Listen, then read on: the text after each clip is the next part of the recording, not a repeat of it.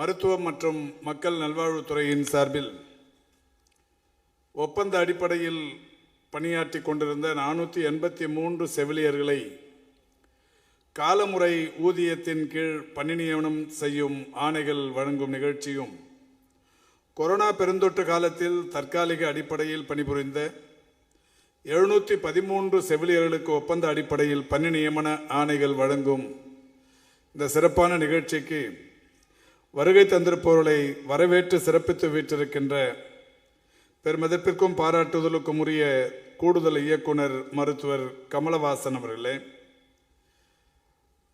இந்த நிகழ்வின் நோக்கத்தை இங்கே விளக்கி கூறுகிற வகையில் திட்ட விளக்க உரையாற்றி வீற்றிருக்கிற பெருமதிப்பிற்குரிய மருத்துவம் மற்றும் ஊரக நலப்பணிகள் இயக்கத்தின் இயக்குனர் மரியாதைக்குரிய மருத்துவர் இளங்கோ மகேஸ்வரன் அவர்களே, வாழ்த்தி வீற்றிருக்கின்ற பெருமதிப்பிற்குரிய பொது சுகாதாரம் மற்றும் நோய் தடுப்பு மருந்து துறையின் இயக்குனர் மருத்துவர் செல்வ விநாயகம் அவர்களே, மருத்துவ கல்வி மற்றும் ஆராய்ச்சி இயக்ககத்தின் இயக்குனர் பெருமதிப்பிற்குரிய மருத்துவர் சங்குமணி அவர்களே, சிறப்பான நிகழ்ச்சியில் பங்கேற்று சிறப்புரையாற்றி வீற்றிருக்கின்ற தமிழ்நாடு டாக்டர் எம்ஜிஆர் மருத்துவ பல்கலைக்கழகத்தின் துணைவேந்தர் பெருமதிப்பிற்குரிய மருத்துவர் கே நாராயணசாமி அவர்களே, நிகழ்ச்சியின் சிறப்பு நிகழ்வாக தலைமை உரையாற்றி சிறப்பித்து விட்டிருக்கின்ற தமிழக அரசின் கூடுதல் தலைமைச் செயலாளர், மருத்துவம் மற்றும் மக்கள் நல்வாழ்வுத்துறையின் செயலாளர், இந்த துறையில் அசுர கதியில் மிக சிறப்பான நிகழ்வுகள் நடைபெற எல்லா வகையிலும் காரணமாக இருந்து கொண்டிருக்கின்ற பெருமதிப்பிற்குரிய முனைவர் ககன்தீப் சிங் பேடி ஐஏஎஸ் அவர்களே, நிகழ்ச்சியின் இறுதியாக நன்றி உரையாற்றவிருக்கின்ற மருத்துவ மற்றும் மக்கள் ஊரக நலப்பணிகள் இயக்ககத்தின் கூடுதல் இயக்குனர் பெருமதிப்பிற்குரிய மருத்துவர் விஸ்வநாதன் அவர்களே, வருகை தந்து சிறப்பித்துக் கொண்டிருக்கின்ற பெருநகர சென்னை மாநகராட்சியின் மண்டல குழுவின் தலைவர்கள் பெருமதிப்பிற்குரிய கிருஷ்ணமூர்த்தி அவர்களே, திரு துரைராஜ் அவர்களே, வருகை தந்து சிறப்பித்திருக்கின்ற பத்திரிகை மற்றும் ஊடகவியலாளர்களே, பணி ஆணைகளை பெற வருகை தந்திருக்கின்ற செவிலியர் பெருமக்களே, செவிலியர்களுடன் வருகை தந்து தங்களுடைய மகள்கள் அல்லது தங்கைகள் அல்லது துணைவியார்கள் இந்த ஆணைகளை பெறும் விழாவில் பங்கேற்று தாங்களும் மகிழ்ச்சி கொள்ளுகிற வகையில் இந்த நிகழ்வில் பங்கேற்று சிறப்பித்துக் கொண்டிருக்கிற உங்களுடைய குடும்பத்தைச் சேர்ந்த அன்பிற்கினிய பெரியோர்களே, வருகை தந்திருக்கிற உங்கள் அத்துணை பேருக்கும் முதலில் என்னுடைய நன்றியையும் வணக்கத்தையும் தெரிவித்துக் கொள்கின்றேன். பொதுவாகவே ஒவ்வொருவருடைய மனிதரின் வாழ்விலும் ஏதாவது ஒரு சில முக்கியமான நாட்கள் இருக்கும். யாருக்கும் அந்த மாதிரி நாள் இல்லைன்னு சொல்லவே முடியாது. எந்த விதமான சிறப்புக்குரிய எல்லா மனிதர்களுமே சிறப்புக்குரியவர்கள். மனிதனாக தோன்றுவதே ஒரு சிறப்புக்குரிய அம்சம். அப்படி மனிதனாக தோன்றிவிட்டாலே ஏதாவது ஒரு சிறப்புக்குரிய விஷயம் அவர்களுடைய வாழ்நாளில் இருக்கும். திருமண நாள் மறக்க முடியாத நாளாக இருக்கும். குழந்தை பேரு அதைவிட மறக்க முடியாத இன்னொரு நாளாக இருக்கும். படித்து பட்டம் பெற்ற நாள் வாழ்வில் மறக்க முடியாத நாளாக இருக்கும். பட்டம் பெற்று வேலைக்காக திரிந்து மீண்டும் வேலை கிடைக்கும் போது அதை விட ஒரு மகிழ்ச்சி அடைகிற நாள் வேறொன்றும் இருக்காது. இப்படி ஒவ்வொருவருடைய வாழ்விலும் ஏதாவது ஒரு மிக முக்கியமான நாட்கள் ஒரு சிலவை இருந்தே தீரும். அந்த வகையில் என்னை கேட்டால், உன்னுடைய வாழ்வில் குறிப்பாக நீ அரசு துறையில் பொறுப்பேற்று பணியாற்றிய காலங்களில் மிக முக்கியமான நாட்கள் எவை என்று பட்டியலிடச் சொன்னால் நான் ஒரு 10-15 சொல்லுவேன். வணக்கத்துக்குரிய சென்னை மாநகரின் மேயராக இருந்தபோது தெருவில் மனநலன் பாதிக்கப்பட்டு பிச்சை எடுத்து கொண்டிருந்த, ஆதரவற்ற நிலையில் யாசகம் புரிந்து கொண்டிருந்த, அதேபோல் டிராஃபிக் சிக்னல்களில் கைக்குழந்தைகளோடு யாசகம் புரிந்து கொண்டிருந்த 1830 பேரை அடையாளம் கண்டு அவர்களுக்கு மாண்புமிகு இன்றைய தமிழக முதல்வர், அன்றைக்கு துணை முதல்வராக இருந்தாரே, அவருடைய வழிகாட்டுதலோடு மறுவாழ்வு அளித்ததையும், அந்த 1830 பேருக்கும் மீண்டும் ஒரு புனர்வாழ்வு அளித்ததையும் இன்றைக்கும் நான் நினைத்து பார்க்கிற ஒரு அற்புதமான நாளாக கருதுகிறேன். அதேபோல் அன்றைக்கு சென்னை மாநகரில் இருந்த இடுகாடுகள் சுடுகாடுகள் என்று 38 சுடுகாடுகள் இருந்தது. அந்த 38லும் பணியாற்றி கொண்டிருந்தவர்கள் எண்ணிக்கை 183 வெட்டியான்கள் பணியாற்றி கொண்டிருந்தார்கள். பொதுவாகவே ஒரு வெட்டியானின் பணி என்னவாக இருக்கும் என்றால், நாமும் கூட சினிமாவுகளில் பார்த்திருக்கிறோம். வெட்டியான் வேடம் தரித்த கவுண்டமணி அவர்கள் சாலையில் நடந்து போகும்போது ஒருத்தர் நல்லா இரும்பினே இருப்பார். நல்ல இருமலோடு இருக்கிற அவரை பார்த்துட்டு இவர் எப்போ நம்ம இடத்துக்கு வரப்போறாருன்னு சொல்லிட்டே போவார். ஆக உடல் நலம் மோசமாக இருப்பவர்கள் தங்களுடைய இடத்திற்கு வர வேண்டும் என்கின்ற விருப்பம் கொண்டவர்களாக அந்த பணியாற்றுபவர்கள் இருந்தார்கள். காரணம், அவர்களுக்கு அதுதான் பணி.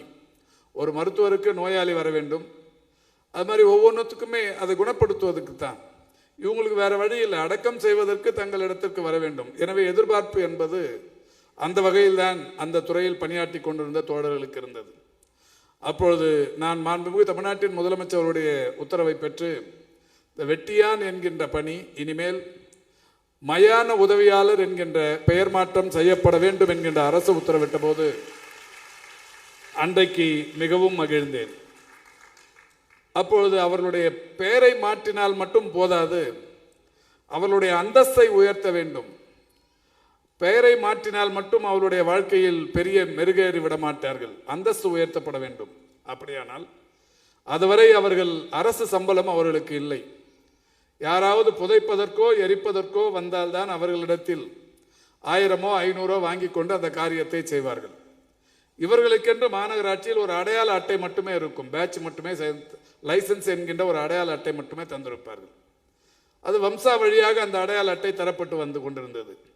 எனவே அந்த நிலையை மாற்றி அப்பொழுது அந்த சுடுகாட்டில் பணியாற்றி கொண்டிருந்த 38 சுடுகாடுகளில் பணியாற்றி கொண்டிருந்த 183 பேரை அரசு பணியாளர்களாக மாற்றி, அரசு பணியாளர்களாக மாற்றியதோடு மட்டுமல்லாது மாநகராட்சியில் பணியாற்றி கொண்டிருந்தவர்களை விட கூடுதல் சிறப்பு விஷயங்களாக 2 செட்டு சீருடைகள், கையுறை, காலுறை இவற்றையெல்லாம் தந்து அவர்களுடைய வாரிசுதாரர்களுக்கு அவர்கள் இனிமேல் மயான உதவியாளர்களாக மயானங்களுக்கு வரக்கூடாது என்கின்ற காரணத்தினால் அவர்களுக்கான கல்வி செலவையும் மாநகராட்சியை ஏற்றுக்கொள்ளும் என்கின்ற ஒரு அரசாணையை வெளியிட்டு இந்த மயான உதவியாளர்களை அரசு பணியாளர்களாக மாற்றி அறிவித்த அந்த நாள் இன்றைக்கு நான் மறக்க முடியாத நாள். அந்த 183 பேருக்கும் மாண்புமிகு தமிழ்நாட்டின் முதலமைச்சர்கள் சர்பிடி தியாகராயர் அரங்கில் வரிசையாக வரவழைத்து மயானங்களில் பணியாற்றி கொண்டிருந்த தோழர்கள் மாநகராட்சியின் கம்பீரமான சீருடை அணிந்து கையுறை காலுறைகளை எல்லாம் மாட்டிக்கொண்டு மேடையில் வந்து அந்த ஆணைகளை பெற்றார்களே, அன்றைக்கு அவர்களை பார்த்த நாள் இன்றளவும் நான் தினந்தோறும் மகிழ்ந்து மகிழ்ந்து நினைத்து கொண்டே இருக்கிற நாள். இப்படி மாநகராட்சியில் நான் பணியாற்றிய காலத்தில் என் மனதில் நின்ற நாட்கள் ஏராளமானவைகள் இருந்தாலும் இந்த ஒரு சிலவை என்பது தினந்தோறும் நான் இன்றளவும் நினைத்து பார்த்து கொண்டிருக்கிற நாட்கள். அந்த வகையில் இந்த துறைக்கு அமைச்சராக வணக்கத்திற்குரிய தளபதி அவர்கள் எனக்கு பொறுப்பு தந்த நாள் அன்று கொரோனா உச்சகட்டத்தில் இருந்த நாள். கொரோனாவின் பாதிப்பு என்பது அந்த ஒரே நாளில் மே 7, 2021 26,465 பேர் அந்த ஒரு நாளில் கொரோனாவுக்காக பாதிக்கப்பட்டிருந்தார்கள். இந்த கொரோனா பாதிப்பு சாதாரணமான பாதிப்பு அல்ல. அந்த ஒரு மாதத்தில் மட்டும் தமிழ்நாட்டில் ஏற்பட்ட உயிரிழப்புகளின் எண்ணிக்கை 36,184 பேர். மே 2021 ஒரு மாதம் மட்டும் தமிழ்நாட்டில் ஏற்பட்ட உயிரிழப்புகளின் எண்ணிக்கை 36,184. பொறுப்பேற்றுக் கொள்ளுகிற அன்றைய ஒரு நாளுக்கான பாதிப்பு 26,465. இந்த மே 7ஐயும் மறக்க முடியாது, ஆகஸ்ட் மாதம் முழுவதையும் மறக்க முடியாது. தினந்தோறும் கொத்து கொத்தாய் மனிதர்கள் மடிந்து கொண்டிருந்த அந்த நாட்கள் வாழ்க்கையில் மறக்கவே முடியாத நாட்கள். சரி, இன்னொரு நாள் எது நினைவில் நிற்கும் நாள் என்றால் மே 5, 2023.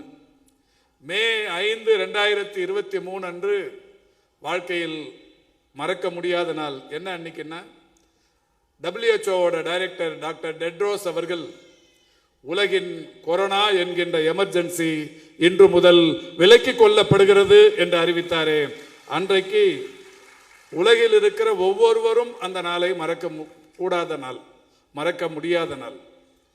அந்த மாதிரி டெய்லி ரிப்போர்ட்டை டிபிஹெச் அனுப்பும் போது இன்னைக்கு எத்தனை பேர் கொரோனா பாதிப்புன்னு டெய்லி பார்த்துட்டே வருவோம். அது படிப்படியாக குறைஞ்சி ஜீரோன்னு வர்ற அன்னைக்கு என்னைக்கு பார்த்தோமோ அன்னைக்கு சந்தோஷமா இருந்தது. அந்த மாதிரி ஜீரோ இழப்பு, இன்றைக்கு ஒருவர் கூட உயிரிழப்பு இல்லை, கொரோனாவினால் பாதிக்கப்பட்டு உயிரிழந்தவர்கள் இன்றைக்கு இல்லை என்கின்ற அந்த தேதியை பார்த்தப்ப சந்தோஷப்பட்டோம். அந்த மாதிரி இப்போ இந்த துறையில் மறக்க முடியாத நாட்களில் இன்றைக்கு மிக முக்கியமான நாள். இப்போ வாழ்நாளில் நான் ஏற்கனவே சொன்னது மாதிரி இந்த தேதிகள்லாம் எதெல்லாம் மறக்க முடியலையோ அந்த மாதிரி நினைவில் நிற்கக்கூடிய நாட்களில் கடந்த பிப்ரவரி 6ஆம் தேதியும் எங்களுடைய நினைவில் என்றும் நிலைத்திருக்கும் ஒரு பசுமையான நாள். இதே அரங்கத்தில் நானும் நம்முடைய துறையின் செயலாளரும் 1021 மருத்துவர்களுக்கு எவ்விதமான முறைகேட்டுக்கும் இடம் தராமல், ஒளிவு மறைவில்லாமல், வெளிப்படை தன்மையோடு ஃப்ரெஷ் கேண்டிடேட்டுக்கு கவுன்சிலிங் என்கின்ற முதல் முறையாக ஒரு புது கான்செப்டை உருவாக்கி 1021 மருத்துவர்களுக்கு இங்கே எங்கள் கரங்கரினால் பணியாளர்களை தந்தோமே, அது மறக்க முடியாத நாள். இன்னொரு நாள் பார்த்தோம்னா 977 உங்களைப் போல தற்காலிக செவிலியர்கள் 2019 இந்த நம்முடைய தற்காலிக செவிலியர்கள் எவ்வளவு பேர் பணியில் நியமிக்கப்பட்டார்கள் என்றால் 3184 செவிலியர்கள் பணியில் நியமிக்கப்பட்டீர்கள். அதில் பணியில் நீங்கள் நியமிக்கப்பட்ட போது உங்களுக்கான அந்த ஆணையில் 6 மாதத்திற்கான இந்த தற்காலிக ஆணை என்று தரப்பட்டது. 6 மாதம் முடிஞ்ச உடனே கொரோனா முடியல, திரும்பவும் எக்ஸ்டெண்ட் பண்ணிக்கினாங்க இன்னொரு 6 மாதம், திரும்பவும் எக்ஸ்டெண்ட் பண்ணிக்கினாங்க இன்னொரு 6 மாதம். அந்த மாதிரி 2021 தொடங்கி ஒரு 2 வருஷம் ஒவ்வொரு 6 மாசமா அதை நீடிச்சுக்கினே வந்தாங்க. கொரோனா முடிஞ்சிட்டதுன்னு உங்களை விடுவிக்கும் பணியில் துறை ஈடுபட்டது. வேற வழி இல்லை.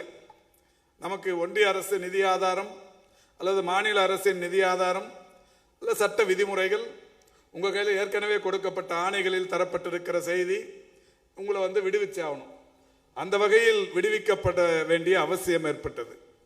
அப்போ மாண்புமிகு தமிழ்நாட்டின் முதலமைச்சர்கள் நீங்கள் எல்லாம் திமுக தேர்தல் அறிக்கையில் இந்த செய்தி இடம்பெறுவதைப் போல பல்வேறு இடங்களில் வைத்த கோரிக்கை ஏற்று மாண்புமிகு தமிழ்நாட்டின் முதலமைச்சர்கள் இந்த ஆட்சியில் அமர்வதற்கு முன்னாலேயே கோவிட் செவிலியர்களுக்கு நாங்கள் ஆட்சிக்கு வந்தால் அவர்களுக்கு பணி உறுதி செய்யப்படும் என்பதை அன்றைக்கு அறிவித்தார்கள். அந்த வகையில் நானும் நம்முடைய துறையின் செயலாளர் போன்ற உயர் அலுவலர்களும் தமிழ்நாடு முழுவதும் மருத்துவமனைகளுக்கு ஆய்வுகளுக்கு செல்லுகிற போதோ அல்லது பணிமுடித்த கட்டிடங்களை திறந்து வைக்க சென்ற போதோ அல்லது கட்ட வேண்டிய கட்டிடங்களுக்கு அடிக்கல் நாட்ட சென்ற போதோ எல்லா இடங்களிலும் வைத்த கோரிக்கை என்பது நம்முடைய செவிலியர்கள் எங்கே போனாலும் எங்களை எப்போ நிரந்தரம் பண்ண போறீங்க, எப்போ அரசு பணியில் எங்களை உறுதிப்படுத்த போகிறீர்கள் என்கின்ற கோரிக்கை தான் தொடர்ந்து வைத்துக் கொண்டிருந்தார்கள். ஆனால் வேறு வழியே இல்லாமல் ஒன்றிய அரசின் நிதி ஆதாரம் கிடைக்கப்பெறாத சூழலில் ஒரு 2000க்கும் மேற்பட்டவர்களை பணியில் இருந்து விடுவிக்க வேண்டிய ஒரு சூழல் ஏற்பட்டது. அப்போ உண்மையிலேயே ஒரு கனத்த இதயத்தோடு தான் நம்முடைய துறையின் தலைமை நிர்வாகிகள் அதை செய்ய வேண்டும் என்கின்ற நிலை எல்லோருக்குமே, யாருக்குமே இதில் ஆசை இல்லை. இப்போ டிபிஹெச்ஆ இருந்தாலும் டிஎம்எஸ்ஆ இருந்தாலும் டிஎம்இஆ இருந்தாலும் யாருக்குமே உங்களை வெளியில் அனுப்பணுங்கிற ஆசை இல்லை. ஆனாலும் நிதி இல்லை, அடுத்த மாதம் சம்பளம் இல்லைன்னும் போது உங்களை சும்மா வேலைக்கு வச்சுட்டு இருக்க முடியாது. அதனால தான் மாண்புமிகு தமிழ்நாட்டின் முதலமைச்சர்களிடத்தில் ஒரு கோரிக்கை வைத்து தமிழ்நாடு முழுக்கவும் நகர்ப்புற நலவாழ்வு மையங்கள்னு ஒரு 500 மருத்துவமனைகளை திறக்க போகிறோம். இந்த நகர்ப்புற நலவாழ்வு மையங்களில் ஒரு டாக்டர், ஒரு செவிலியர், ஒரு சுகாதார ஆய்வாளர், ஒரு உதவியாளர் 4 பணியிடங்களை எடுக்கிறோம். இந்த எடுக்கிறது டிஸ்ட்ரிக்ட் ஹெல்த் சொசைட்டியில் எடுக்கிறாங்க. அந்த டிஸ்ட்ரிக்ட் ஹெல்த் சொசைட்டியில் எடுக்கிற வேலைக்கு இந்த செவிலியர்களுக்கு முக்கியத்துவம் தர வேண்டும். இப்போ நம்ம அரசாங்கத்தின் சார்பில் 14,000 ரூபாய் சம்பளம் தரோம். அதில் எடுக்கும்போது 18,000 ரூபாய். இப்போ இங்கே எம்ஆர்பியில் வேலை செய்கிறவங்க, கோயம்புத்தூரில் இருக்கிறவங்க சைதாப்பேட்டையில் வேலை செய்வாங்க, சைதாப்பேட்டையில் இருக்கிறவங்க ஒசூரில் வேலை செஞ்சுட்டு இருப்பாங்க. இந்த 14,000 சம்பளத்தில் கஷ்டப்பட்டு அவங்க உழைச்சுட்டு இருக்கிறதுக்கு உயிரை பணைய வச்சு வேலை செய்யறதுக்கு காரணம், என்றைக்காவது தமிழ்நாட்டின் அரசு நிரந்தர பணி நமக்கு கிடைத்துவிடும் என்கின்ற நம்பிக்கையோடு பணியாற்றி கொண்டிருக்கிறார்கள். எனவே முதல்ல இந்த 18,000 ரூபாய் 14,000 18,000 ஆக்கி அவங்கவுங்க இருக்கிற இடத்துலயே டிஸ்ட்ரிக்ட் ஹெல்த் சொசைட்டி நீங்கள் அப்ளை பண்ணீங்கன்னா உங்களுக்கு வேலை கிடைக்கும்னு சொன்னோம். அந்த சொன்னது மட்டும் இல்லை, அன்னைக்கு நம்முடைய செயலாளர் அவர்கள் எல்லா மாவட்ட ஆட்சித்தலைவர் அவர்களுக்கும் மாவட்ட ஆட்சித்தலைவர்களுக்கும் மாண்புமிகு தமிழ்நாட்டின் முதலமைச்சருடைய உத்தரவை பெற்று தாக்கீது அனுப்பி டிஸ்ட்ரிக்ட் ஹெல்த் சொசைட்டியில் ப்ரியாரிட்டி இந்த கோவிட் நர்சத்துக்கு தரணும், முன்னுரிமை தரணும். முன்னுரிமை கூட ஏதோ சும்மா கொடுத்துடக்கூடாது. அவர்களுக்கென்று நீங்கள் போடுகிற மதிப்பெண்களில் 20 மதிப்பெண்களை அவர்களுக்கு தர வேண்டும். 20 மதிப்பெண் கொடுத்து அவரவர்கள் குடியிருக்கிற வீடுகளுக்கு அருகாமையிலே வேலை கிடைக்க உத்தரவாதம் அளிக்க வேண்டும் என்கின்ற வகையிலான ஆணை பிறப்பிக்கப்பட்டது. அதற்கு பிறகு இப்பொழுது ஏராளமான பேர் அந்த டிஸ்ட்ரிக்ட் ஹெல்த் சொசைட்டியில் போய் வேலைக்கு சேர்ந்துட்டாங்க. இருந்தாலும் கூட வேலை கிடைக்காதுங்க. ஏன்னா இதில் 3184 பேர் 500 ஹாஸ்பிட்டல் தான் எடுத்தாங்க. அதில் ஒரு 1000 பேர்த்துக்குள்ளே தான் போய் வேலைக்கு சேர்ந்துருப்பாங்க. அப்போது மீதி இருக்கிறவங்களுக்கு வேலை கொடுத்தாகணும். அந்த நிலையில தான் மாண்புமிகு தமிழ்நாட்டின் முதலமைச்சருடைய ஒப்புதலை பெற்று இந்த 2019க்கு பிறகு பெருந்தொற்று காலத்தில் நியமிக்கப்பட்ட தற்காலிக செவிலியர்களுக்கு அந்த காலமுறை ஊதியத்துக்கு வருவதற்கு முன்னால் எம்ஆர்பியிலிருந்து வந்திருந்தாங்கன்னு சொன்னாலும் கூட தற்காலிகமாக வந்தவர்கள் என்பதாலே அவர்களுக்கு ஒரு 977 பேருக்கு 864 வேக்கன்சி தான் இருந்து அரைஸ்டு வேக்கன்சி என்கின்ற வகையில் ஒரு 977 பேருக்கு கடந்த பிப்ரவரி திங்கள் 10ஆம் தேதி இதே அரங்கத்தில் பணியாணைகள் தரப்பட்டது. பணியாணைகள் தரும்போதும் கூட நான் முதல்ல சொன்னது மாதிரி பணியாணைகள் தருவதற்கு ஒரு நாளுக்கு முன்னாடியே கவுன்சிலிங் நடத்தி தமிழக அரசின் வரலாற்றில் மட்டுமல்ல இந்திய இது போன்ற துறைகளின் வரலாற்றில் முதன்முறையாக ஒரு ஃப்ரெஷ் கேண்டிடேட்டுக்கும் கவுன்சிலிங்கிற மாதிரி உங்களுடைய ஒப்புதலோடு அந்த பணியாணைகள் இங்கே தரப்பட்டது. அது போக இன்னைக்கு மகிழ்ச்சியோடு தெரிவித்துக் கொள்கின்றேன், இன்றைய நாளில் அன்னைக்கு 864 வேக்கன்சி இருந்தது, 977 பேருக்கு வேலை கொடுத்துருக்குறோம். இன்னைக்கு வேக்கன்சி உருவாகி இருக்கிற இடங்கள் 713. அந்த 713 பேருக்கும் இன்றைக்கு மீண்டும் இங்கே ஒப்பந்த அடிப்படையில் செவிலியர்களாக இன்றைக்கு நீங்கள் பணி நியமனம் பெறவிருக்கிறீர்கள். அப்போ நீங்கள் இன்னைக்கு ஒப்பந்த செவிலியர்களாக இங்கே நியமிக்கப்படுகிறீர்கள் என்றால் உங்களுடைய ஊதியம் வெறும் 18,000 தான். ஏற்கனவே 14,000 இருந்தது, இப்போ 18,000. ஆனாலும் ஒரு இதில் பெரிய நீங்கள் நம்பிக்கையோடு காத்திருக்க வேண்டியது என்னன்னா, நீங்களும் நாளை காலமுறை ஊதியத்திற்குள் நாம் நுழையலாம் என்கின்ற அந்த நம்பிக்கை உங்களுக்கு இருக்கிறது. அப்போ இந்த 713 பேரும் இனிமே உருவாகிற காலி பணியிடங்களை பொறுத்து படிப்படியாக உள்ள வரும்போது உங்களுக்கான ஊதியம் 53,000 மாறும். அது ஓராண்டிலும் நடக்கலாம், 6 மாதத்திலும் நடக்கலாம். காலி பணியிடங்கள் உருவாக நீங்கள் இதில் காலமுறை ஊதியத்தில் வந்து சேரவிருக்கிறீர்கள். அப்போ இதுவரைக்கும் இந்த கோவிட் காலத்தில் உங்களுக்கு தெரியும் 2019 யார் ஆட்சி இருந்ததுன்னு. அந்த ஆட்சி காலத்தில் எடுத்தவர்கள் இது வேற ஆட்சியாக இருந்தால், மாண்புமிகு தளபதி தவிர்த்து வேற யாராவது முதல்வராக இருந்தால் இந்த பணியாளர்களுக்கு உத்தரவாதம் என்பது அந்த பணிகளுக்கான உத்தரவாதம் நிச்சயமாக இருந்திருக்காது. எந்த ஆட்சியில் இருந்தாலும் சரி, உழைத்தவர்கள் தங்களுடைய உயிரை துச்சமென மதித்து பணியாற்றியவர்கள் என்கின்ற அந்த காரணத்தினால் இந்த அரசு இன்றைக்கு உங்களை ஒரு 713 பேரை இத்துடன் இணைத்திருக்கிறது. அப்ப மீதம் இருப்பவர்கள் இன்னும் ஒரு 786 இன்னும் ஒரு 786 பேர் தான் கொரோனா காலத்தில் பணியாற்றவர்கள் மீதம் இருக்கிறார்கள். நிச்சயம் அவர்களுக்கும் நான் ஒரு உத்தரவாதம் தருகிறேன். காலியிடம் உருவானதற்கு பிறகு அவர்களுக்கும் எப்படியா இருந்தாலும் 2 நாளில் இன்னைக்கோ நாளைக்கோ தேர்தல் அறிவிப்பு வந்துடும். இப்போ காலி இடமே நாளைக்கு வந்தாலும் இன்னும் 15 நாளில் 20 நாளில் வந்தாலும் பணியாணைகள் தர முடியாது. ஒரு 2 மாதம் கழித்து திரும்பவும் இதே அரங்கில் அவர்களுக்கும் இந்த ஒப்பந்த செவிலியர்களுக்கான நியமன ஆணைகள் வழங்கப்படும் என்பதை மகிழ்ச்சியோடு தெரிவித்துக் கொள்கின்றேன். அதேபோல் 2015 எம்ஆர்பியின் மூலம் ஒப்பந்த செவிலியர்களாக தேர்ந்தெடுக்கப்பட்டவர்கள் 7103 பேர். 2015 ஏறத்தாழ 9 வருஷமா இந்த 2015 7103 பேர் நியமனம் செய்யப்பட்டார்கள். இப்போ இதுல இந்த அரசு பொறுப்பேற்றதற்கு பிறகு படிப்படியா அவங்கள காலமுறை ஊதியத்தில் நியமிக்கப்பட்டவர்கள் இன்னைக்கு 4501 பேர். இதுவே வேற அரசா இருந்தா 2015 வந்தவர்கள் தானே என்று கைவிட்டு விட்டிருப்பார்கள். ஆனால் இன்றைக்கு காலமுறை ஊதியத்தில் அவர்களை எல்லாம் நியமித்து நிரந்தர பணியாளர்களாக மாற்றி இருக்கிறது அரசு. அந்த வகையில் இப்பொழுது அரசின் காலி பணியிடங்கள் 483. அந்த 483 இடங்களுக்கு ஒப்பந்த செவிலியர்களாக இருந்தவர்கள் காலமுறை ஊதியத்தில் நியமிக்கப்படுகிறார்கள்.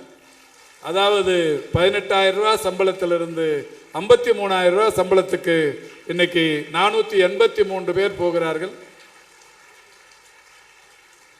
பணியே இல்லை என்கின்ற நிலையில் இருந்தவர்கள் 18,000 ஊதியத்திற்கு 703 பேர் போகிறார்கள்.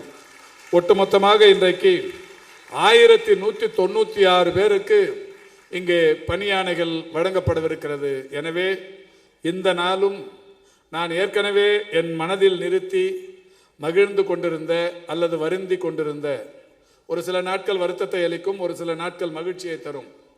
அப்படி இருந்த நாட்களில் இந்த நாள் என்பது என் வாழ்நாளில் என்றைக்கும் நான் மகிழ்ச்சியோடு நினைத்து பார்க்கக்கூடிய நாள் என்பதை இந்த நேரத்தில் தெரிவித்துக் கொள்கின்றேன். இன்றைக்கும் கூட நீங்கள் பத்திரிகைகளில் பார்த்திருப்பீர்கள், ஒரு நோட்டிபிகேஷன் 2553 மருத்துவர்கள் மிக விரைவில் நியமிக்கப்படவிருக்கிறார்கள். அதற்கான நோட்டிபிகேஷன் இன்றைக்கு வெளியிட்டிருக்கு. யாராவது கேட்கலாம், பத்திரிகையாளர்கள் கூட கேட்பாங்க, அப்போ இன்னும் 2553 வேகன்சி இருக்கான்னு கேட்கலாம். இல்லை, வேகன்சியை பொறுத்த வரைக்கும் தமிழ்நாட்டில் இப்போ இருக்கிறது 1250 தான். அப்போ 2553 பேரை ஏன் வேலைக்கு எடுக்கிறோம்? 2026 ஜனவரி வரைக்கும் எவ்வளவு வேகன்சி உருவாகுமோ அதற்குரிய ஆட்களை இப்போதே எடுப்பதற்கு இன்றைக்கு நோட்டிபிகேஷன் தந்திருக்கிறோம். 2026 ஜனவரி வரைக்கும் உருவாக இருக்கிற காலி பணியிடங்களை கருத்தில் கொண்டு 2553 மருத்துவர்களை நியமிப்பதற்கான நோட்டிபிகேஷன் இன்றைக்கு வெளியிடப்பட்டிருக்கிறது. தேர்தலுக்கு பிறகு எவ்வளவு அன்னைக்கு வரைக்கும் எக்ஸாக்டா காலியா இருக்கோ அத்தனை மருத்துவர்களுக்கான பணியாணைகள் தரப்படும். காலி பணியிடம் உருவாக ஒரு 0% காலி பணியிடம் என்கின்ற வகையில் மருத்துவர் பணியிடங்களே காலி இல்லாத நிலை 2 மாதத்தில் உருவாகவிருக்கிறது என்கின்ற ஒரு மகிழ்ச்சியான செய்தியினை தெரிவித்துக் கொள்கின்றோம். அதே போல் எம்ஆர்பியின் சார்பில் இன்னைக்கு மருந்து ஆளுநர்கள் ஒரு 986 பேர் எடுக்கும் பணி முடிவடையும் தருவாயில் இருக்கிறது. உயர் நீதிமன்றத்தில் வழக்கு முடிவடையும் நிலையிலும் இருக்கிறது. மிக விரைவில் அந்த 983 மருந்து ஆளுநர்கள் நியமிக்கப்படவிருக்கிறார்கள். அதேபோல் 1066 சுகாதார ஆய்வாளர்கள், அவர்களும் அந்த பணிகள் நிறைவுறும் தருவாயில் இருக்கிறது. அவர்களுக்கும் அந்த பணியாணைகள் விரைவில் தரப்படவிருக்கிறது. அதேபோல் 2251 கிராம சுகாதார செவிலியர்கள் நியமனமும் இன்றைக்கு தேர்வுகள்லாம் முடிவுற்றிருக்கிறது. அவர்களுக்கும் இதேபோல் பணியாணைகள் தரப்படவிருக்கிறது. எனவே இந்திய வரலாற்றில் ஒரு துறையில் பல்லாயிரக்கணக்கான பணியிடங்கள் மிக நேர்மையாக எந்த ஒளிவும் மறைவும் இல்லாமல் நியமிக்கப்படுவது என்பது தமிழகத்தில் தான் என்பது இன்றைக்கு ஒரு மிக சிறப்பான நிகழ்வு. இதற்கு உங்களுடைய கைமாறு என்னவாக இருக்க வேண்டும்? பேசிய அனைவருமே சொன்னார்கள். நம்முடைய துறையின் செயலாளர் பேசும்போது ரொம்ப சிறப்பாக சொன்னார். அதாவது நீங்க இதுக்கு காட்டுற கைமாறு, இந்த அரசுக்கு செலுத்தும் நன்றி கடன் எதுவாக இருக்கணும்னா, இந்த துறையின் வளர்ச்சிக்கு ஏறத்தாழ தமிழ்நாட்டை பொறுத்தவரை இங்க இருக்கிற மருத்துவ கட்டமைப்பு மாதிரி வேற எங்கேயும் இல்லை.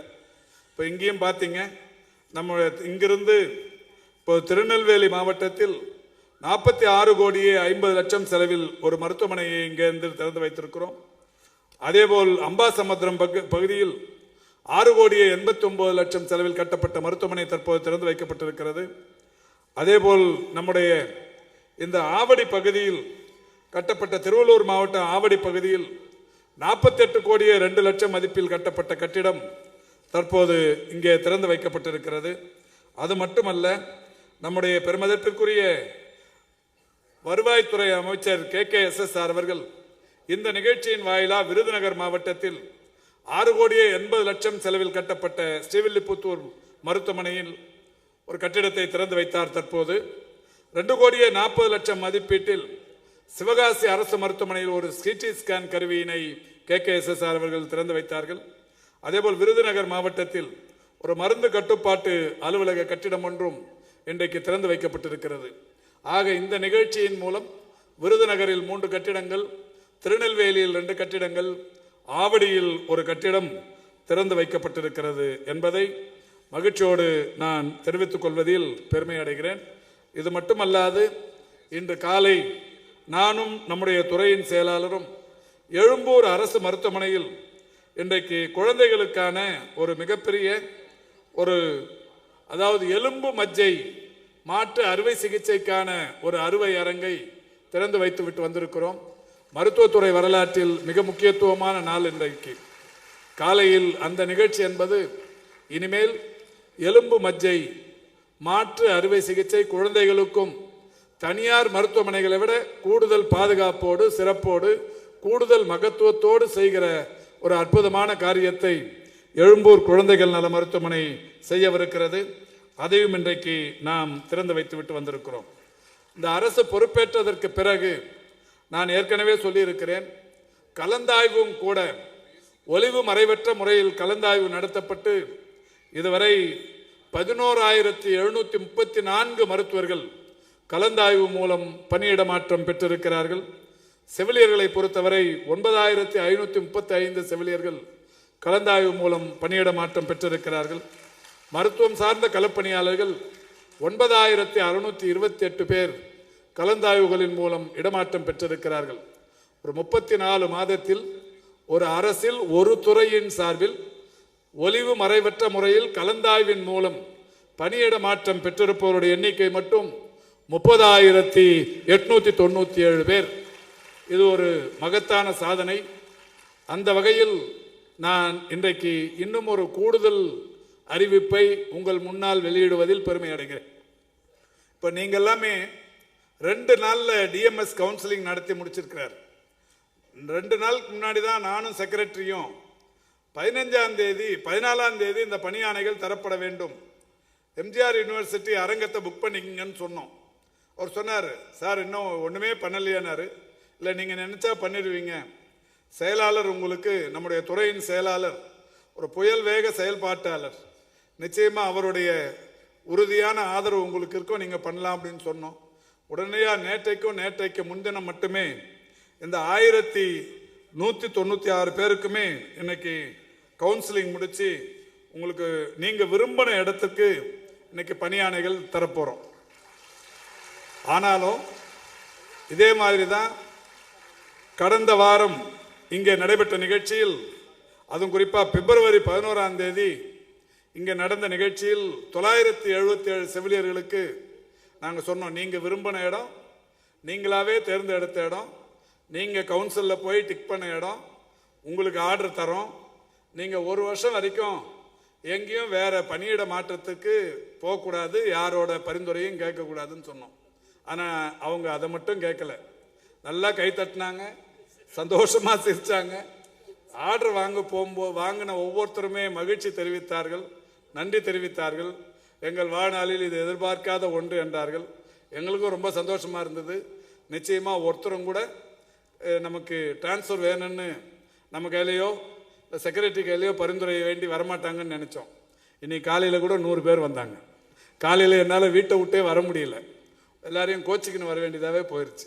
அந்த அளவுக்கு, ஏன்னா அவ்வளோ சொல்லியுமே நீங்களாக தான் விரும்பி எடுத்துகிட்டு போகிறீங்க. அப்புறம் கொஞ்சம் கோவப்பட்டு சொல்லிட்டு வர வேண்டியதாக இருக்குது.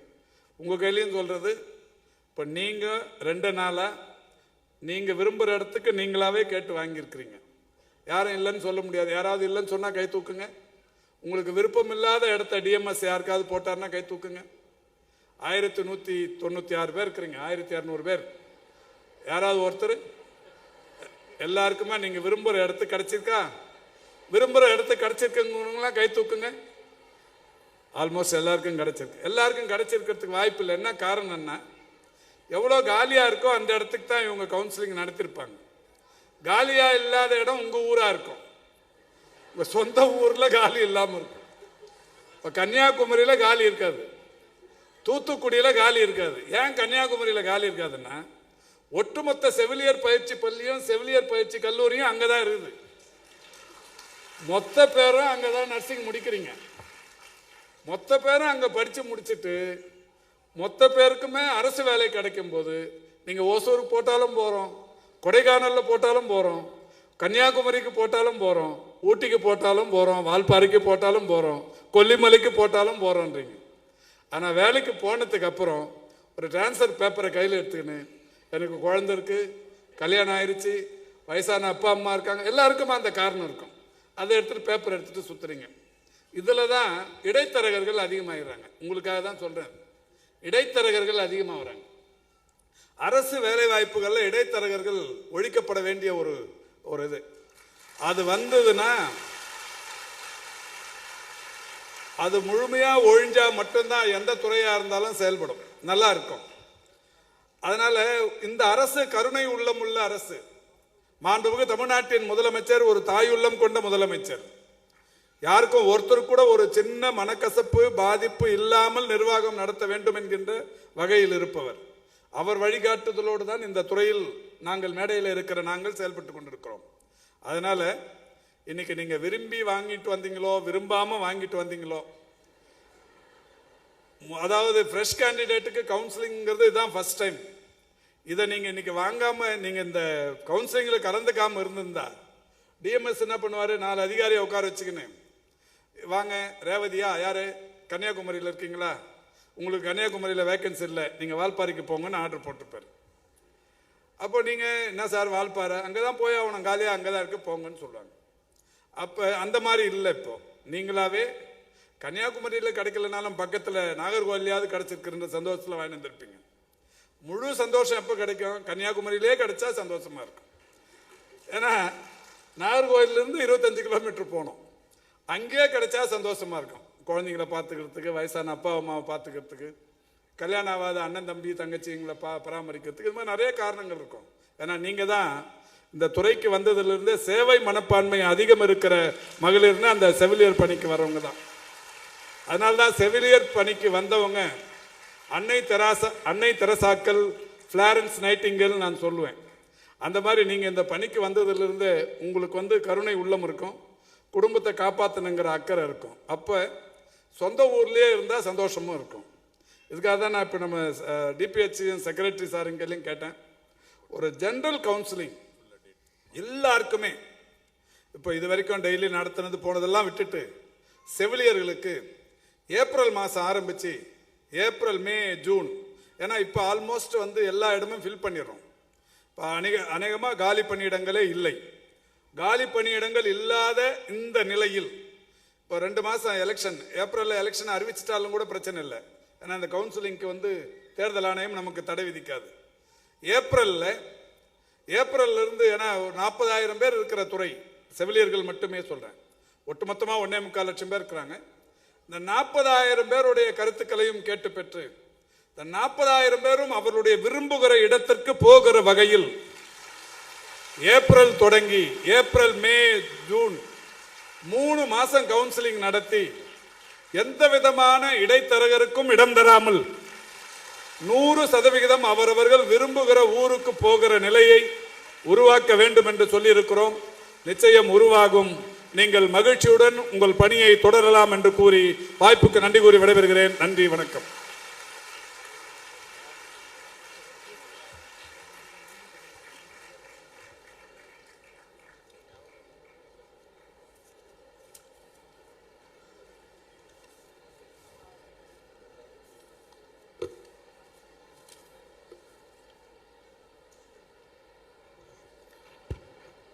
அடுத்ததாக நிகழ்வின் முக்கியமான தருணம், மருத்துவ மற்றும் ஊரக நல பணிகள் இயக்ககத்தின் சார்பில் இன்று ஒப்பந்த அடிப்படையில் பணிபுரியும் 483 செவிலியர்கள் காலமுறை ஊதியத்தில் பணி நியமனம் செய்து ஆணை வழங்கப்படுகிறது. அதன் தொடர்ச்சியாக கொரோனா பெருந்தொற்று காலத்தில் தற்காலிக அடிப்படையில் பணிபுரிந்த 713 செவிலியர்களுக்கு ஒப்பந்த அடிப்படையில் பணி நியமன ஆணை மாண்புமிகு மருத்துவம் மற்றும் மக்கள் நல்வாழ்வுத்துறை அமைச்சர் அவர்களால் வழங்கப்படுகிறது. அதற்கு முன்பாக செவிலியர் சக்கரவர்த்தினி அவர்கள் மாண்புமிகு தமிழ்நாடு முதலமைச்சர் அவர்களுக்கும் மருத்துவம் மற்றும் மக்கள் நலத்துறை அமைச்சர் அவர்களுக்கும் நன்றி தெரிவிக்குமாறு கேட்டுக்கொள்கிறோம். முதலாவது வணக்கம். சீரும் சிறப்புமாக இங்கு நடைபெற்றுக் கொண்டிருக்கும் இந்த பணியாணை வழங்கும் விழாவை நடத்தி செவிலியர்களின் வாழ்வில் ஒளியேற்றி கொண்டிருக்கும் மாண்புமிகு தமிழக முதல்வர் அவர்களுக்கும் மாண்புமிகு மருத்துவம் மற்றும் மக்கள் நல்வாழ்வுத்துறை அமைச்சர் அவர்களுக்கும் உயர் திரு மருத்துவம் மற்றும் மக்கள் நல்வாழ்வு துறை கூடுதல் தலைமை செயலாளர் அவர்களுக்கும் உயர் திரு மருத்துவம் மற்றும் ஊரக நலப்பணிகள் இயக்குனர் அவர்களுக்கும் மற்றும் இங்கு வருகை புரிந்திருக்கும் அனைத்து உயர் அலுவலர்களுக்கும் என் சகோதரிகளுக்கும் வணக்கத்தை தெரிவித்துக் கொள்கிறேன். தற்காலிக முறையில் பணி செய்து கொண்டிருந்த எங்கள் கோரிக்கையை ஏற்று கருணை உள்ளத்துடன் அதை பரிசீலித்து அதை நேர்மையாகவும் மிகவும் வெளிப்படைத்தன்மையுடனும் எங்களை பணி நிரந்தரம் செய்து அரசின் நிரந்தர செவிலியர்களாக மாற்றி சிறப்பித்த மாண்புமிகு தமிழக முதல்வர் அவர்களுக்கும் அவர்களுக்கு உறுதுணையாக இருந்த மாண்புமிகு மருத்துவம் மற்றும் மக்கள் நல்வாழ்வுத்துறை அமைச்சர் அவர்களுக்கும் எங்கள் இதயம் கனிந்த நன்றியை தெரிவித்துக் கொள்கிறோம். முத்தமிழ் அறிஞர் டாக்டர் கலைஞர் அவர்களின் கனவு திட்டங்களை செயல்படுத்தி கொண்டிருக்கும் இந்த அரசின் மருத்துவ சேவை திட்டங்களை ஏழை எளிய நடுத்தர மக்களுக்கு சிறப்பாக கொண்டு சேர்க்க எங்களுடைய பணி மிகவும் சிறப்பாக இருக்கும் என்பதை இந்த இடத்தில் தெரிவித்துக் கொள்வதுடன் அனைவருக்கும் நன்றியை தெரிவித்துக் கொண்டு இதற்காக கடந்த ஒரு வார காலமாக இரவு பகல் பாராது உழைத்த இயக்குனர் மருத்துவம் மற்றும் ஊரக நலப்பணிகள் அவர்களுக்கும் இயக்குனர் அலுவலர்கள் அவர்களுக்கும் எங்கள் நெஞ்சார்ந்த நன்றியினை தெரிவித்துக் கொள்கிறேன். நன்றி, வணக்கம். அடுத்ததாக செவிலியர் திருமதி அன்புச்செல்வி அவர்கள் நன்றி தெரிவிக்குமாறு கேட்டுக்கொள்கிறோம். அனைவருக்கும் வணக்கம். செம்மொழியாம் தமிழ்மொழி அதுவே என் தாய்மொழி, செம்மொழியாம் தமிழ்மொழி அதுவே என் தாய்மொழி, மூன்றெழுத்தில் உலகாளும் என் தமிழ்மொழி அதுவே என் தாய்மொழி, மூன்றெழுத்தில் உலகாளும் என் தாய்மொழி அதுவே என் தமிழ்மொழி, செந்நாவில் வாழும் செம்மொழி அதுவே என் உயிர்மொழி, செந்நாவில் வாழும் செம்மொழி அதுவே என் உயிர்மொழி, என் தாய்மொழியான தமிழினை வணங்கி என் உரையை தொடங்குகிறேன். கொரோனா பேரிடர் பெருந்தொற்று காலத்தில் தற்காலிக அடிப்படையில் நியமிக்கப்பட்ட 713 செவிலியர்களுக்கு நிரந்தர தன்மையுடைய பணி நியமன ஆணை வழங்கும் இந்த பொன்னான நிகழ்வில் தலைமையேற்று சிறப்பித்துக் கொண்டிருக்கும் மாண்புமிகு மருத்துவம் மற்றும் மக்கள் நல்வாழ்வுத்துறை அமைச்சர் அவர்கள் மற்றும் உயர் திரு மருத்துவம் மற்றும் மக்கள் நல்வாழ்வுத்துறை கூடுதல் முதன்மை செயலாளர் அவர்களுக்கும் மேலும் மருத்துவம் மற்றும் ஊரக நலப்பணிகள் இயக்கத்தின் இயக்குனர் அவர்களுக்கும் மேலும் துறை உயர் அலுவலர்களுக்கும் எங்களுடைய MRB கோவிட் செவிலியர்களின் சார்பாக வணக்கத்தை தெரிவித்துக் கொள்கிறேன்.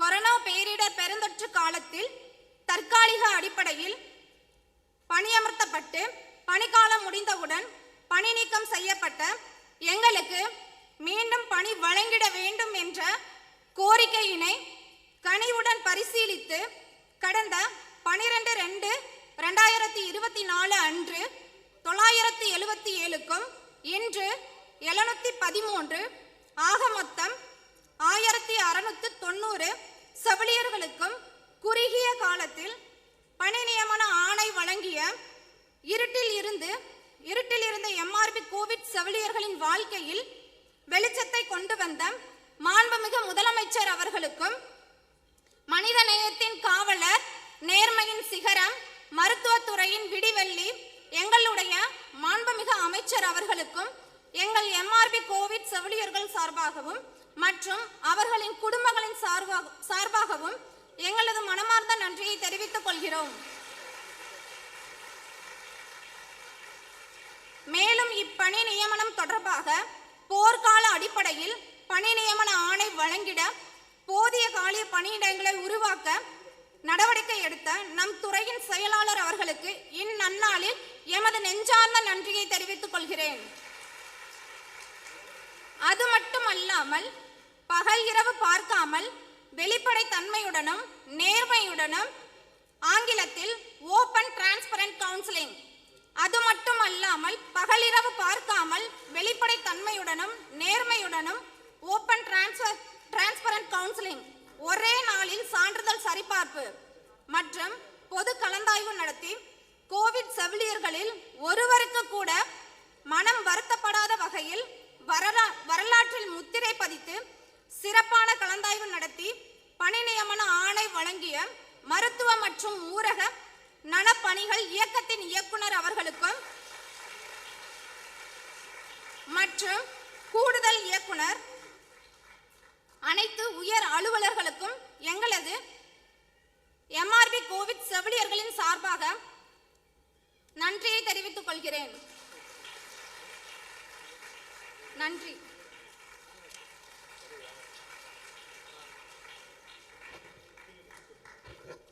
அடுத்ததாக மாண்புமிகு மருத்துவம் மற்றும் மக்கள் நல்வாழ்வுத்துறை அமைச்சர் அவர்கள் 1196 செவிலிய பணியிடங்களுக்கான பணி நியமன ஆணைகளை வழங்குவதின் ஏதுவாக முதலாவதாக ஒப்பந்த அடிப்படையில் பணிபுரியும் 483 செவிலியர்கள் காலமுறை ஊதியத்தில் பணி நியமனம் செய்யும் ஆணையை வழங்குகிறார்கள். திருமதி நதியா, வேலூர் மாவட்டம், மேடைக்கு வருமாறு அன்புடன் அழைக்கிறோம்.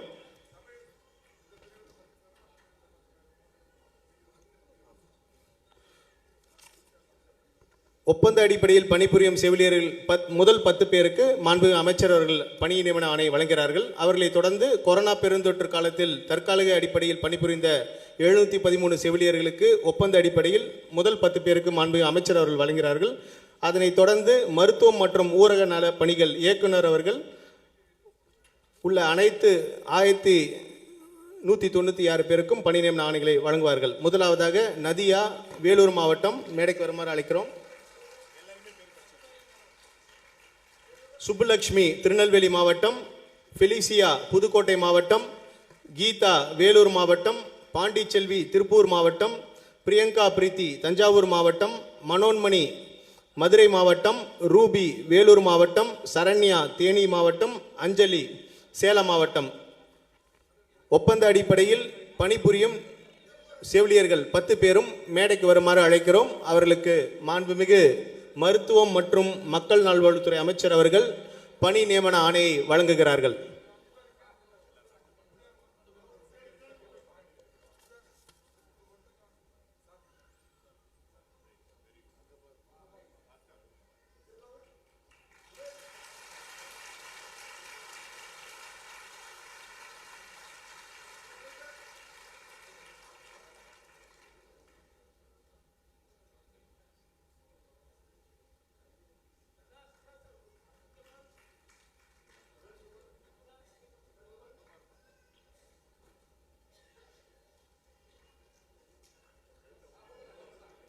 அடுத்ததாக கொரோனா பெருந்தொற்று காலத்தில் தற்காலிக அடிப்படையில் பணிபுரிந்த செவிலியர்களுக்கு ஒப்பந்த அடிப்படையில் பணி நியமன ஆணைகள் வழங்கும் நிகழ்வு.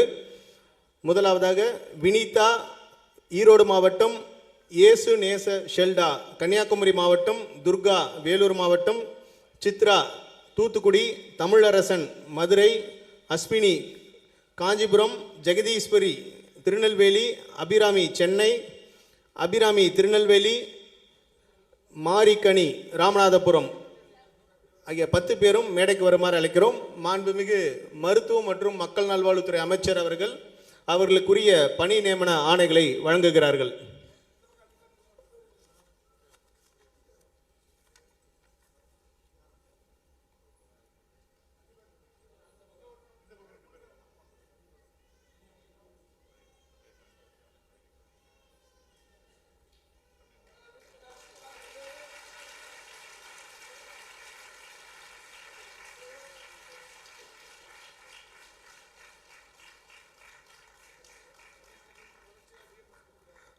இவர்களை தொடர்ந்து மீதமுள்ள அனைவருக்கும் மருத்துவ மற்றும் ஊரக நலப்பணிகள் இயக்குனர் அவர்கள் பணி நியமன ஆணையை வழங்குவார்கள்.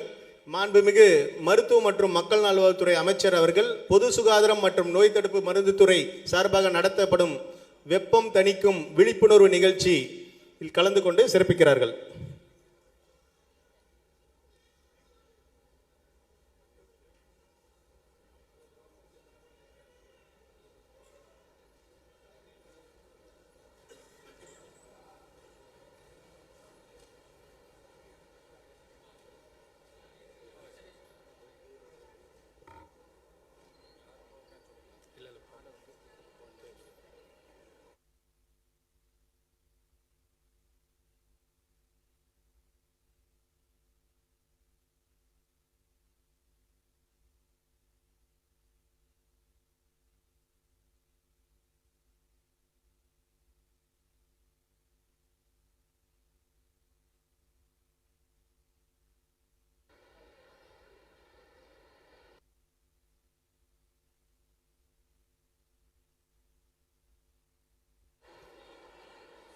ஸ்டாஃப் எல்லாம் அவங்கவுங்க சீட்டில் அப்படியே உட்காருங்க.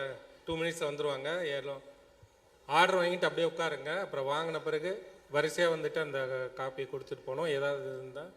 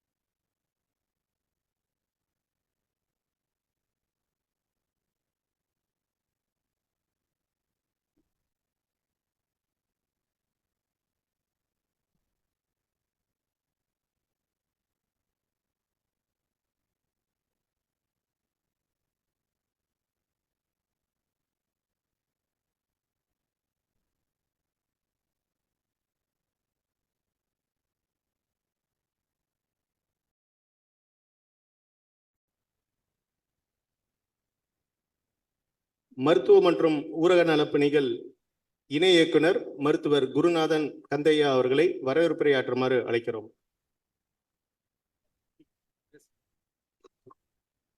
அனைவருக்கும் வணக்கம். இந்த இனிய காலை வேளையில் ஒப்பந்த அடிப்படையில் பணிபுரியும் செவிலியர்கள் மற்றும் கோவிட் முறையில் பணிபுரிந்த செவிலியர்களுக்கு பணி நியமன ஆணை வழங்கி இவ்விழாவை சிறப்பிக்க வந்திருக்கும் மாண்புமிகு மருத்துவம் மற்றும் மக்கள் நல்வாழ்வுத்துறை அமைச்சர் அவர்களை வருக வருக என்று இயக்குநரகம் சார்பாக வரவேற்கிறோம். இவ்விழாவில் கலந்து கொண்டு சிறப்புரையாற்ற இருக்கும் மக்கள் நல்வாழ்வுத்துறை செயலாளர் தலைமைச் செயலாளர் அவர்களை வருக வருக என்று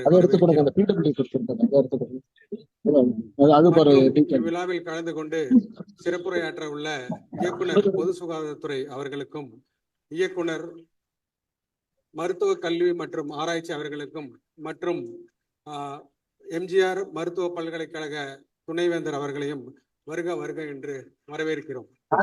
மற்றும் இவ்விழாவில் கலந்து கொண்டு இச்சமயம் பணி நியமன ஆணைகளை பெற இருக்கும் செவிலியர்கள் அவர்களையும் வாழ்த்தி வரவேற்கிறோம். விழாவில் கலந்து கொள்ளும் மற்ற ஊடக நண்பர்கள் அவர்களுக்கும் மக்கள் பிரதிநிதிகள் அனைவரையும் வருக வருக என்று இயக்குநர் சாராக வரவேற்கிறோம். நன்றி.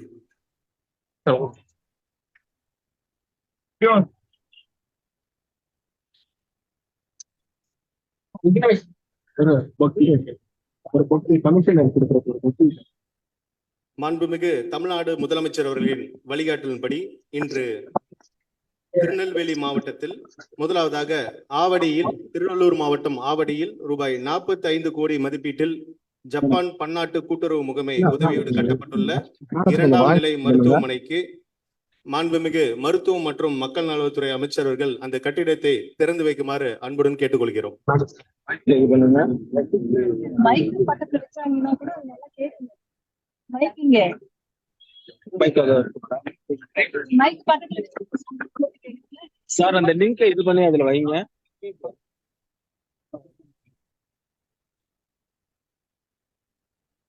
அடுத்ததாக திருநெல்வேலி மாவட்டம் கண்டியப்பேரியில் அரசு புறநகர் மருத்துவமனை கட்டிடம் ரூபாய் 38.98 கோடி மதிப்பிலான கட்டிடத்தை மாண்புமிகு மருத்துவம் மற்றும் மக்கள் நலத்துறை அமைச்சர் அவர்கள் திறந்து வைக்குமாறு அன்புடன் கேட்டுக்கொள்கிறோம்.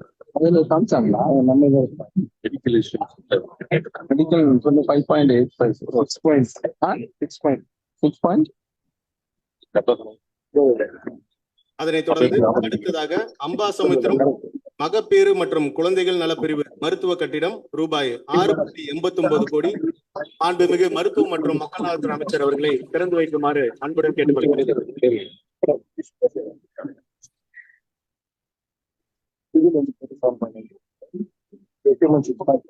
அடுத்ததாக திருநெல்வேலி மாவட்ட ஆட்சியர் அவர்களை நன்றி தெரிவிக்குமாறு அன்புடன் கேட்டுக்கொள்கிறோம்.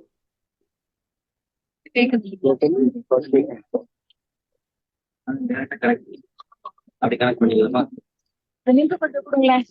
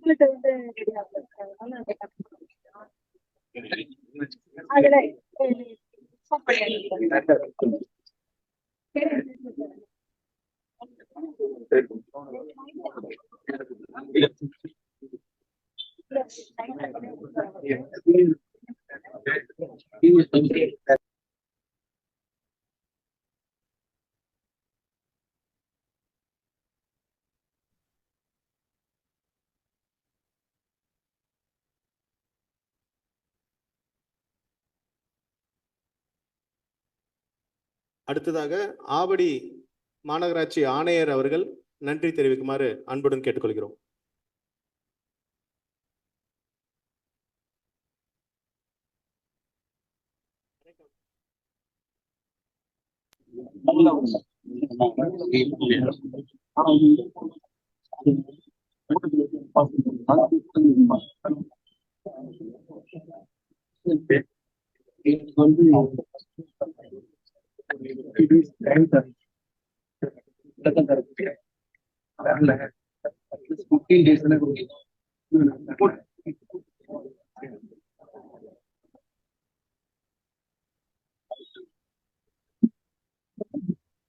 இந்த நிகழ்வில் கலந்து கொண்ட திருநெல்வேலி மாவட்ட ஆட்சியர்களுக்கும் ஆவடி மாநகராட்சி ஆணையர் அவர்களுக்கும் அனைவருக்கும்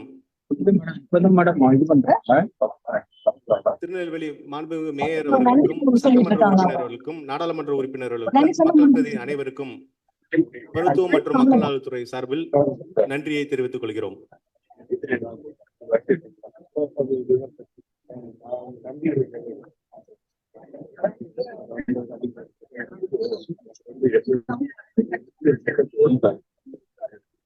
ஆவடி அரசு மருத்துவமனை நிகழ்ச்சியில் கலந்து கொண்டுள்ள முன்னாள் அமைச்சர் மாண்புமிகு சட்டமன்ற உறுப்பினர் திரு ஆவடி நாசர் அவர்களுக்கு மருத்துவம் மற்றும் மக்கள் நலத்துறை சார்பாக நன்றியை தெரிவித்துக் கொள்கிறோம்.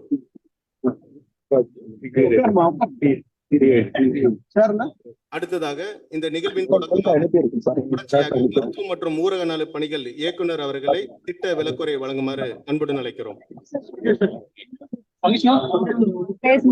பேசிட்டு இருக்காங்க.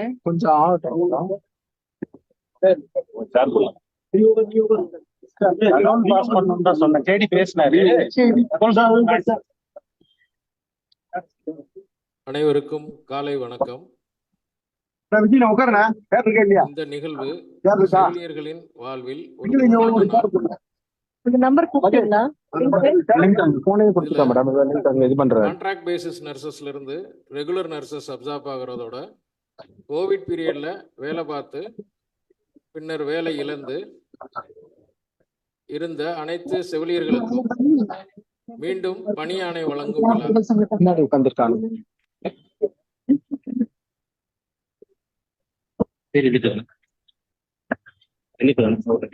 உங்களுக்கே தெரியும், இது பாஸ்ட் 1.5 இயர்ஸாவே நாங்க முயற்சி பண்ணிக்கிட்டே இருந்த விஷயங்கள் தான் இது. மாண்புமிகு அமைச்சர் அவர்கள் பதவியேற்றதிலிருந்து மருத்துவத்துறையில் நிலவும் காலி பணியிடங்கள் அனைத்திலும் நிரப்ப வேண்டும் என்று முழுமூச்சாக வேலை செய்தார்கள். ஒவ்வொரு தடவை பணி நியமனம் செய்யவோம், எம்ஆர்பி மூலம் பணி நியமனம் செய்வோம் என்று புறப்படுகையில் யாராவது ஒருத்தர் அந்த கேட்டகரியில கோர்ட்ல கேஸ் போட்டுக்கிட்டே இருந்தாங்க. அந்த கோர்ட்ல கேஸ் போட்டதை பூரா உடைச்சு உடைச்சு உடைச்சு மாண்புமிகு அமைச்சர் அவர்களும் கூடுதல் தலைமைச் செயலாளர் அவர்களும் வழக்கையும் grade 1 nursing superintendent nurses promotion, contract basis to regular nurses promotion, court கேஸ்னு நிறைய இருந்தது. அதையும் உடைச்சு இப்ப கோவிட் நர்சஸ்ல இருந்து நர்ஸ் போஸ்ட் கூட நம்ம தமிழ்நாடு அரசு சுகாதாரத்துறையில வேக்கண்டா இருக்கக்கூடாது. அதனால எல்லாருக்குமே பணியாணை வழங்குவதற்கு அனைத்து ஏற்பாடுகளையும் முழு மூச்சாக செய்ய வேண்டும் என்று பதவியேற்றதிலிருந்தே அமைச்சர் சொல்லிக் கொண்டிருந்தார். அதுல இப்ப நம்ம கோவிட் நர்சஸ்ல இருந்து 3,100 போட்டதுல இப்ப பேலன்ஸே 700 பேர் தான் இருக்கீங்க. 700 பேருக்கு தான் நாங்க இன்னும் பணியாணை வழங்கணும். மிச்சம் எல்லாருக்குமே பணியாணை கொடுத்தாச்சு. இப்ப நீங்க டைரக்டாவே உங்களுக்கு 18,000 சம்பளம் கிடைக்கும். கான்ட்ராக்ட் பேசிஸ்ல இருந்து ரெகுலர் நர்சஸ் போறவங்க இம்மிடியட்டாவே அந்தந்த போஸ்ட்ல போய் ஜாயின் பண்ணிருங்க. எல்லா நர்சஸுமே போய் நம்ம தமிழ்நாடு அரசு சுகாதாரத்துறைக்கு உங்களால முடிந்த அளவுன்னு இல்லை 100% டெடிகேஷனோட சின்சியாரிட்டியோட பணி செய்து நம்முடைய மக்களுக்கு நல்லது செய்ய வேண்டும். இது ஒண்ணுதான் சார்பா கேட்டுக்கிறது. கோவிட் பீரியட்ல எல்லாரும் ஓடி போன காலத்துல நம்ம டாக்டர்ஸ் நர்சஸ் மட்டும்தான் இருந்து எல்லாரையும் காப்பாற்றணும். அந்த நன்றியுணர்வு எல்லாருக்குமே உண்டு. அதனால நாங்க அமைச்சர் அவர்கள் சார்பாக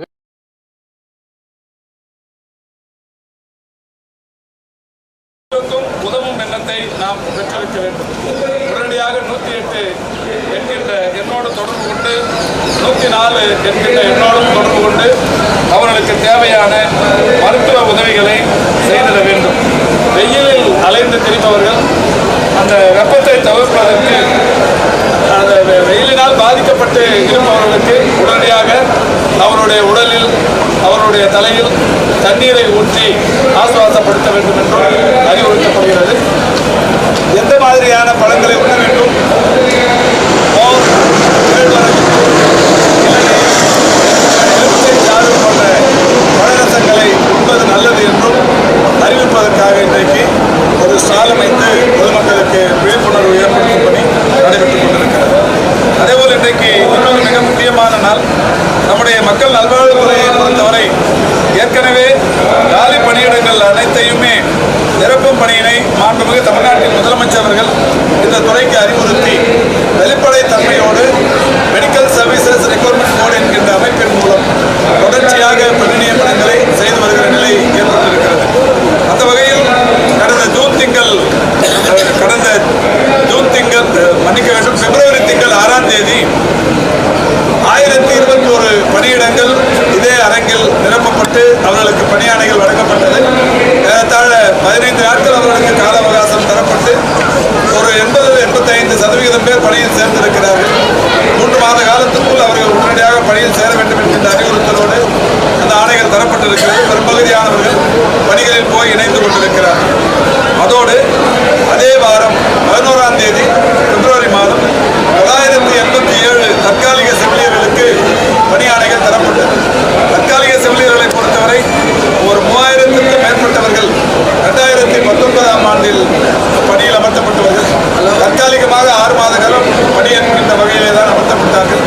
கோவிட் காலத்தில் பணியாற்றியவர்கள் என்பதற்காக இன்றைக்கு இந்த அரசு, குறிப்பாக மாண்புமிகு தமிழ்நாட்டின் முதலமைச்சர்கள் அவர்களை எல்லாம் ஒப்பந்த பணி நியமனங்களில் இன்றைக்கு மீண்டும் உறுதிப்படுத்தி அவர்களை பணியில் சேர்க்கிற அந்த நிலையை ஏற்படுத்தி இருக்கிறார்கள்.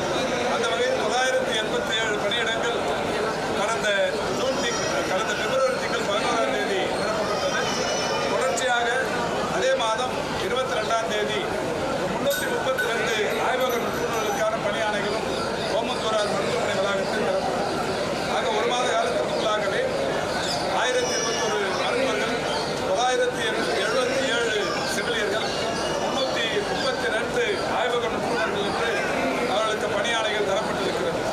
அந்த நிலையில் அதனுடைய தொடர்ச்சியாக இன்றைக்கு நம்முடைய மக்கள் நல்வாழ்வுத்துறை சார்பில் 1196 பேருக்கு இன்றைக்கு பணியாணைகள் தருகிற நிகழ்ச்சி மிக சிறப்பாக நடைபெற்றிருக்கிறது. மாண்புமிகு தமிழ்நாடு முதலமைச்சருடைய வழிகாட்டலோடு 1196 பணியிடங்கள் இன்றைக்கு நிரப்பும் பணியினை மாண்புமிகு தமிழ்நாட்டின் முதலமைச்சருடைய ஒப்புதலோடு செய்திருக்கிறோம். இதை பொறுத்தவரை 2015ஆம் ஆண்டு மருத்துவ தேர்வு வாரியத்தின் மூலம் ஒப்பந்த அடிப்படையில் பணி நியமனம் செய்யப்பட்டவர்களை தொடர்ச்சியாக அவர்களை காலமுறை ஊதியத்தின் கீழ் அவர்களை அவ்வப்போது ஏற்படுகிற காலி பணியிடங்களுக்கு ஏற்ப அவர்களை நிரந்தர செவிலியர்களாக ஆக்கி வருகிறோம். அந்த வகையில் தற்போது காலியாக இருக்கிற 483 பணியிடங்களுக்கு நிரந்தர பணியிடங்கள் நிரப்பும் பணியினை தற்போது செய்திருக்கிறோம். அந்த வகையில் 483 நிரந்தர செவிலியர் பணியிடங்கள் நிரப்பப்பட்டிருக்கிறது. ஒரு நிரந்தர செவிலியர் பணியிடமும் கூட காலி இல்லை என்கின்ற நிலை உருவாக்கப்பட்டிருக்கிறது. தற்காலிகமாக பணி நியமனங்களை பெற்ற இந்த 3000க்கும் மேற்பட்டவர்களுக்கு ஏற்கனவே 977 பேருக்கு பணியாணைகள் தரப்பட்டிருக்கிறது. இது மட்டுமல்லாது டிஸ்ட்ரிக்ட் ஹெல்த் சொசைட்டி மீதமிருக்கிறவர்களில் ஒரு 713 பேருக்கு காலி பணியிடங்களுக்கு ஏற்ப ஒப்பந்த அடிப்படையிலான செவிலியர் பணிக்கான ஆணைகள் இன்று தரப்பட்டிருக்கிறது. இந்த 713 பேர் இன்றைக்கு 18,000 சம்பளத்தில் மீண்டும் இதிலே தொடர்கிறார்கள். இவர்கள் காலி பணியிடங்கள் வர வர அரசின் நிரந்தர பணியாளர்களாக மாறுவார்கள். அப்போது அவர்களுக்கு சம்பளம் 53,000 வரை வரும்.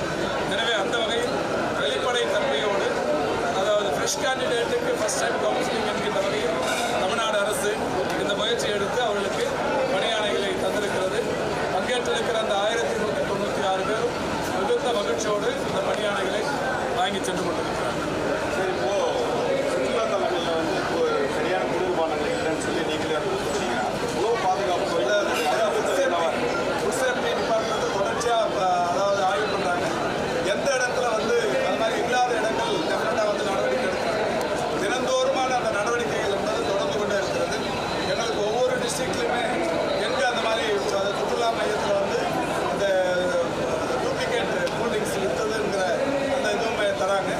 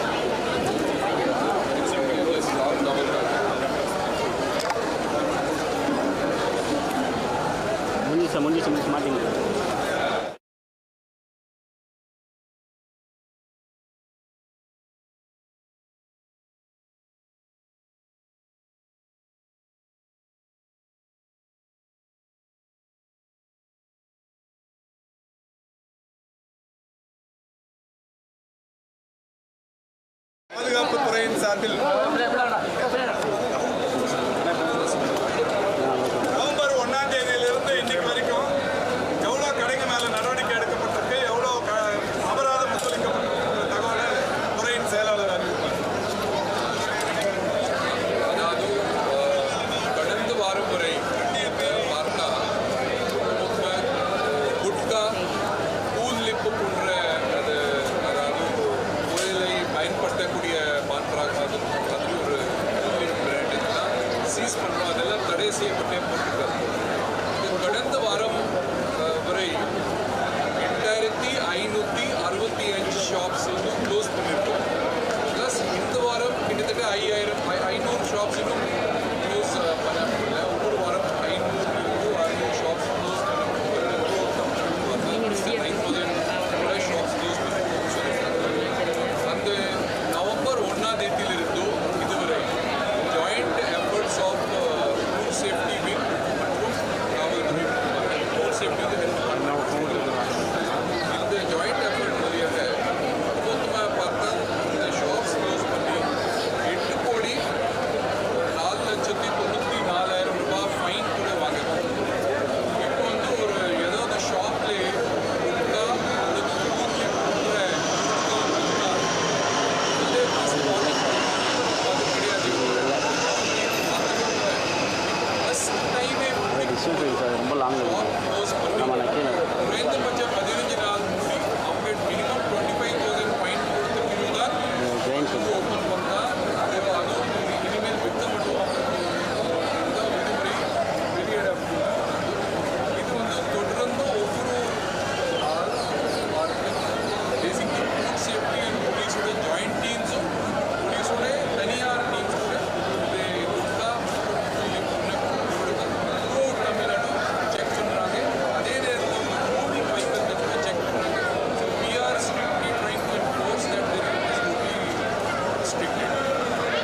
அதே போல உணவு பாதுகாப்பு துறையை பொறுத்தவரை உங்களுக்கு தெரிந்து உங்களுக்கு வருகிற தகவல் பத்திரிகை மற்றும் ஊடகவியலாளர்களுக்கு வருகிற தகவல்கள் அடிப்படையில் இந்த மாதிரி எங்கேயாவது குட்கா பான்பராக்கு அது மாதிரி தெரியாமல் விற்கிறாங்கன்னோ இல்லை ஏதாவது உணவுப் பொருட்களில் கலப்படம் மேற்கொள்ளப்படுகிறதுனோ இல்லை உடல் ரீதியாக பாதிப்பு ஏற்படுத்தப்படுகிற உணவுப் பொருட்கள் விற்கப்படுகிறது சட்டத்துக்கு புறம்பா என்கின்ற தகவல்கள் உங்களுக்கு தெரிந்தால் இந்த ஒரு பொது எண் அறிவிக்கிறோம். இந்த பொது எண்ணோடு தொடர்பு கொண்டால் உடனடியாக அந்த நடவடிக்கை மேற்கொள்ளப்படும்.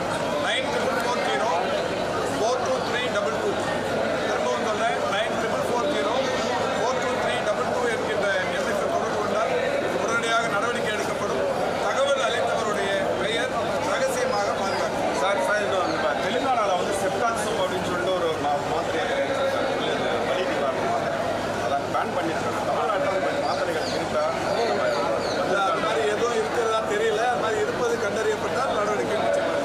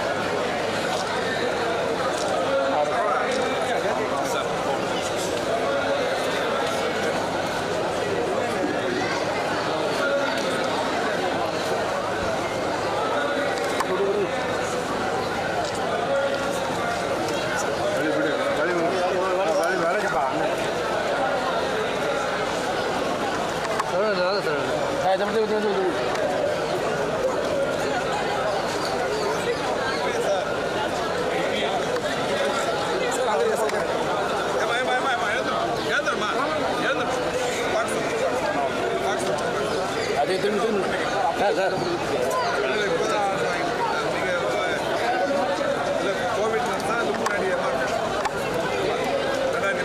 எப்போ சேர்ந்தீங்க? இப்போ நீங்கள் அதெல்லாம் எந்த இடத்துக்கு என்னம்மா இடம் இல்லாமல் சென்னைக்கு எடுத்துருக்கீங்களா?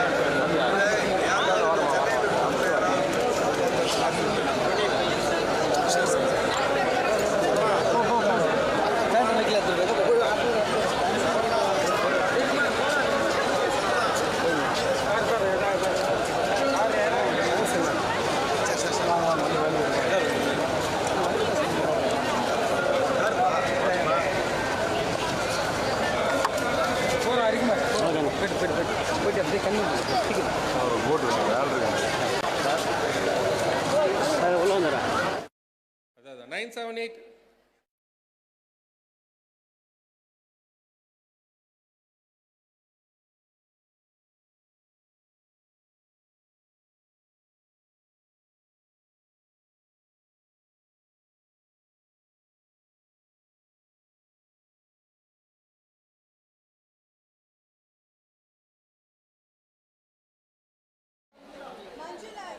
One one one three. Pudi Mary Nirmala. Pudi Mary Nirmala. 1113. 1112 Shaila RL. 1110 Bomi Lakshmi P. 1107 R Muhatta.